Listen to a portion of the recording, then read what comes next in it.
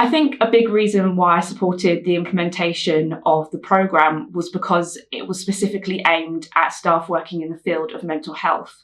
Having been treated myself under several different mental health teams, it was an area that was really close to my heart, so I really wanted to get involved with it and help make a difference for other people like me who are in the mental health system. I would say I bring two great benefits to delivery, those being my professional background and, of course, my personal experiences too. So I used to work at a UK autism charity, and while I was working there, I was really surrounded by a ever-evolving autism landscape. And so I already had that background in an understanding of autism and how we were learning more and more about it each day, pretty much. Also, I think being a professional, I hopefully act as a kind of example of here is an autistic person and they can be a professional, they can work full time, they can work part time, they can be self-employed and do their taxes and all the gubbins that comes along with that. So I think hopefully that also shows that no two autistic people are the same, and there can definitely be professionals who are also autistic. Then in terms of my personal experience, I would say that I bring a lot of examples from not only my own time under mental health services, but also just in general from my life. I think this is really important to bring to the training because it gives it a realness and a validity that I think you couldn't do the training without it. And I bring the examples to the training in a professional way and also in a way that allows the delegates to understand the perspective of an autistic person. So I think that's hugely important for the programme, and I'm glad that I can bring that to it.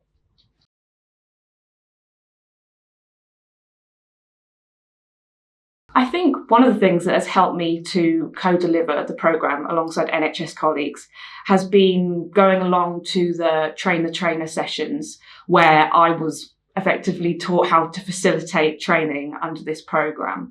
And not only did I get to go along to the sessions, but also my NHS co-trainer too. So obviously we were on different cohorts, one aimed at NHS professionals and then one aimed at experts by experience. And I think having those very detailed programs along with accompanying materials has really kind of ensured my confidence in the programme, because I feel sufficiently trained and sufficiently prepared to then go and work with delegates in NHS settings.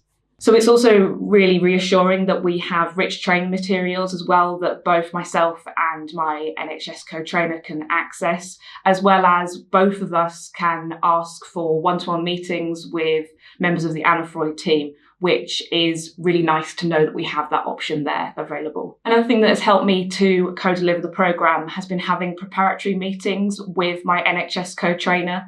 This has really allowed us to work out the nitty-gritty of how the training is going to go. So things like who's going to take what section of the slides, if my co-trainer is okay for me to kind of chip into their sections of the training. Also just working out details like what time we're going to get on the call in the morning to work out technicalities and that kind of thing. So I think that really helped me to prepare for the training, because I felt like not only did I know my NHS co-trainer a bit more, but also we had the logistics down and we were ready to go and roll out the content once we had the logistics in place.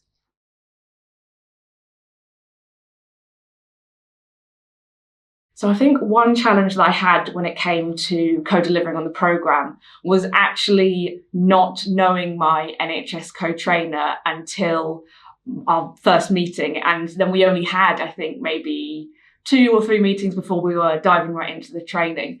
And this was a strange situation for me because, sometimes you might be delivering training at work, or you might be delivering, training in general, and you might already know the person. Whereas with this, I was meeting a new person for the first time and then launching into delivering 3 days of training. So that was daunting at first, but we quickly got to know each other. And I think just through delivering the days of training, we of course got to know each other even more. And I now feel really confident co-delivering with that trainer. And we're going to be, we've already done our first session of our second round of training now. So I'm really confident in working with that person. And it took a few meetings, but we did get there, and we are now really capable of co-delivering the training together.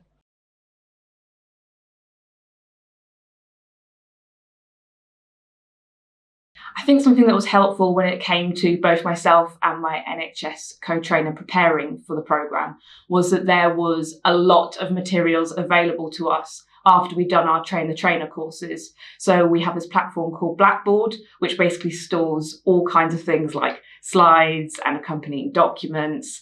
And it's a really great place where we can both access the training materials.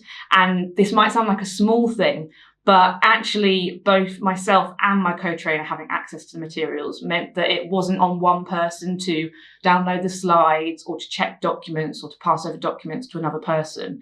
And I think that actually really reflects that on the programme, it's very much about co-production, and it's very much about fair access and fairness for all in terms of everyone involved with the programme. So it meant that I was respected just as much as my co-trainer. We had equal opportunities in that way. So although it was a small thing, it really made a big difference.